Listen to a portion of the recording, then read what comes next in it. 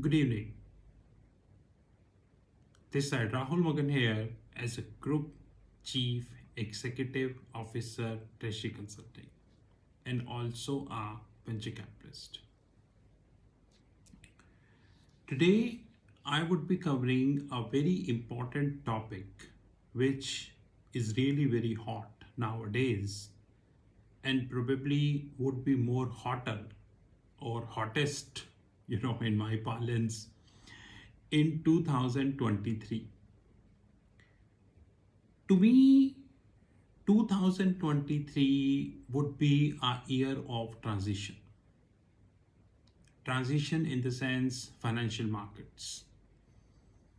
Fundamental review of trading book is coming 1st January 2023. Basel 3 is getting mandatorily effective October 2023. LIBOR would thoroughly be phased out by 2023.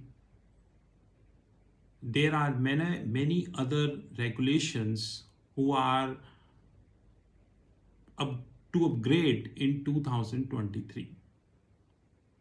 But the two powerful nuclear bombs are definitely fundamental review of trading book, who is already deferred 2 times, and Basel 3. As we speak, not many countries of the world are Basel 3 compliant. Not many countries, except few like US, few European countries like Singapore, Luxembourg, and few Asian countries like Singapore. Here also, everyone is not Basel 3 compliant. That is also a fact. One of the important things that coming in the picture after both of them would be live. The early adoption is already always welcome, just like the world saw in case of IFRS. So the early adoption is always welcome. Is XVA. XX stands for valuation adjustment. As we speak, there are 13 XVAs, just like we have credit valuation adjustment, CVA, debit valuation adjustment, margin valuation adjustment, funding valuation adjustment, capital valuation adjustment, and many. Now, these valuation adjustments are unfortunately very biased. Why? We have many asset classes of the globe. We have, when it comes to asset classes, the world is having a consensus, which is FICC. FI means fixed income, currencies, and commodities. In fixed income, you have hell lot of instruments. You have equities, you have bonds, you have mutual funds and whatnot. Currencies, not to mention, you have near about 189 currencies of the globe, which includes deliverable currencies and non-deliverable currencies.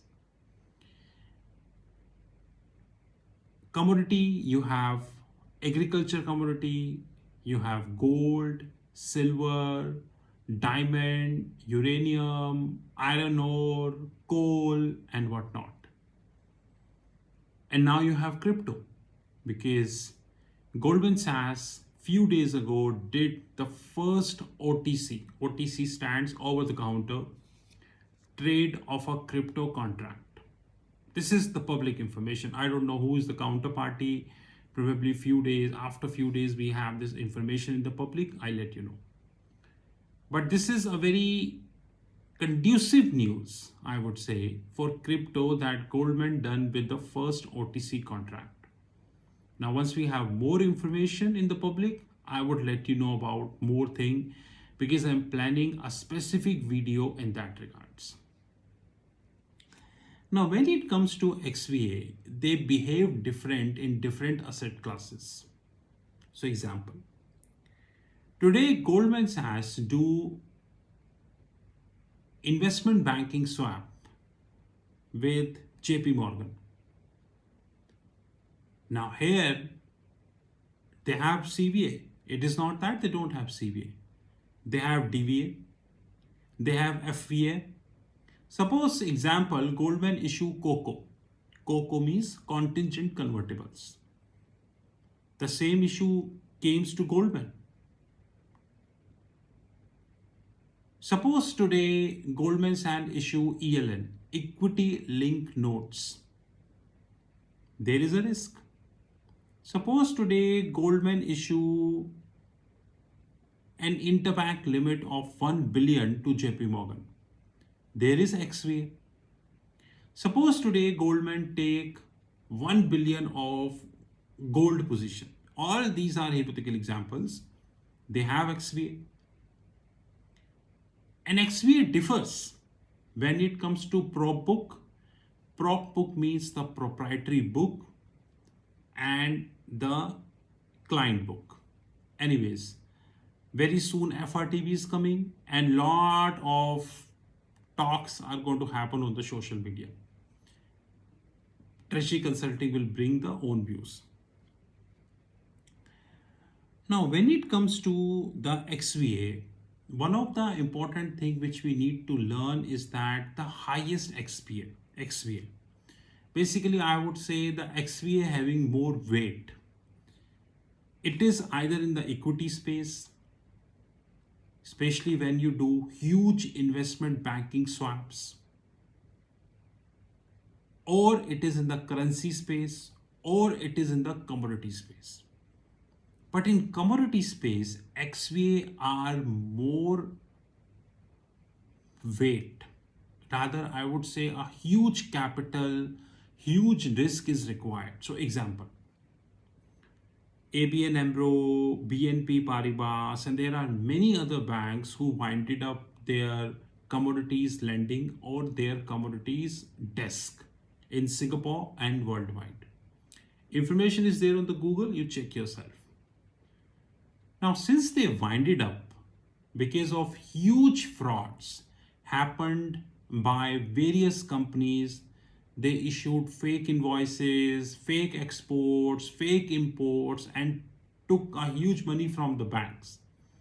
And thanks to the volatility because of Russia and Ukraine, whether it is a natural gas or whether it's a oil or it's a silver, they all behaving like a senseless guy. This creates or this increase the hedging cost of commodities. Now, since this increase the hedging cost of commodities, it directly impacts the XVA. Now, the XVA is nothing but part of the pricing, not in all senses, just like FVA. In case of funding valuation adjustment, it's a part of your balance sheet and your P&L.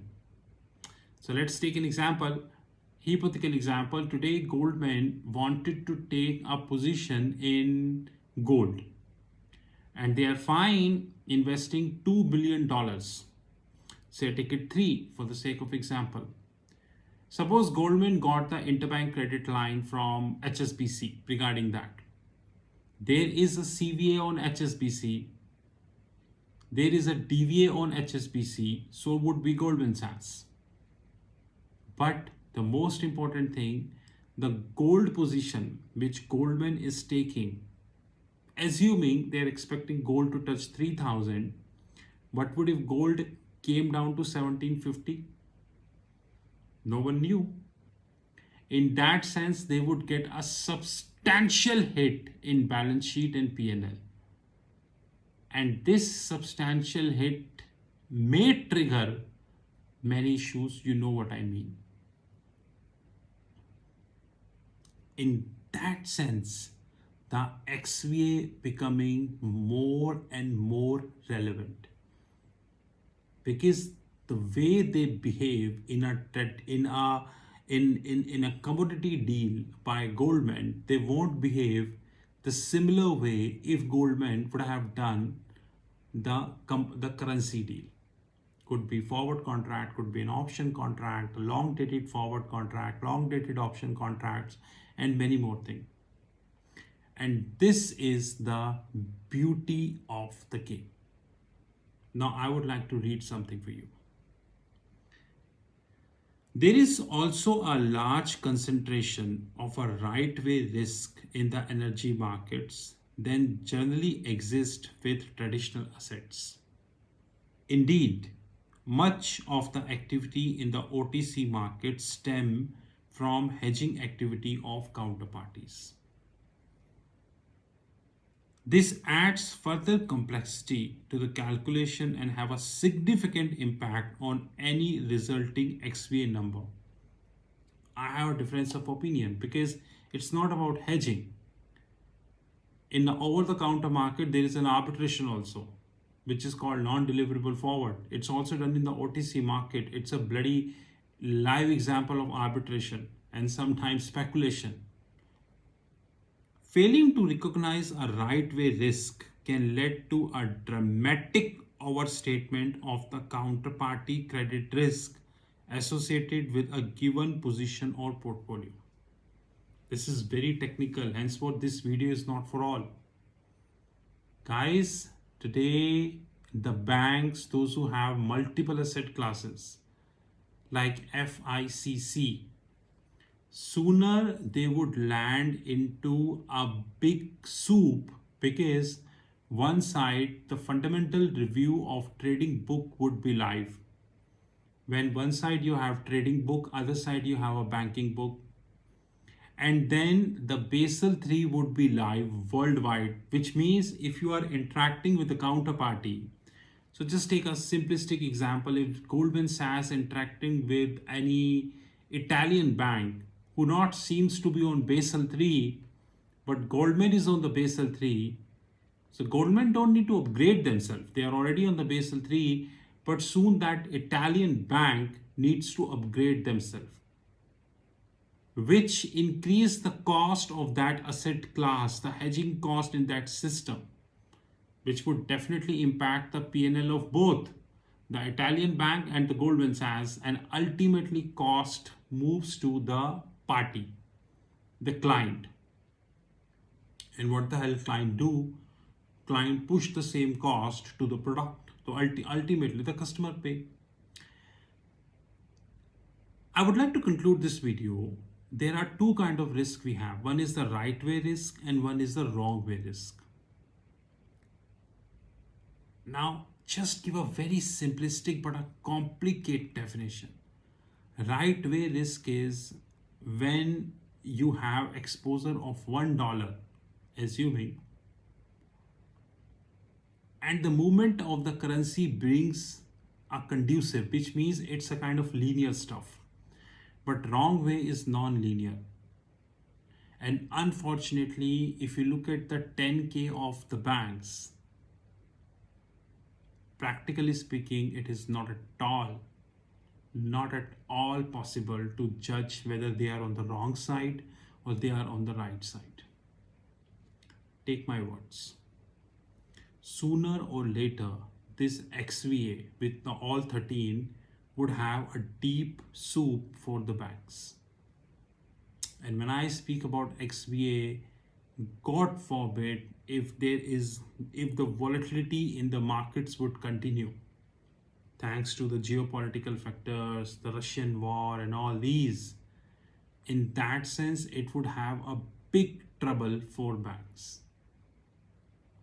And of course, it would have a big trouble for systems, whether they are proprietary systems designed by the banks for banks, or whether they are treasury management systems, legacy-based treasury management system, Murex and Calypso, or maybe others, or whether they are Excel-based solvers or Excel-based products. Think carefully. More such interesting videos on XVA on the cards. This is Rahul Magan from Treasury Consulting Group. You know my personal number, which is +91 9899 242 978. Alternatively, our back office +91 9818485155. We are here to cover the topics which no one thinks to cover. Have a great time. Thank you.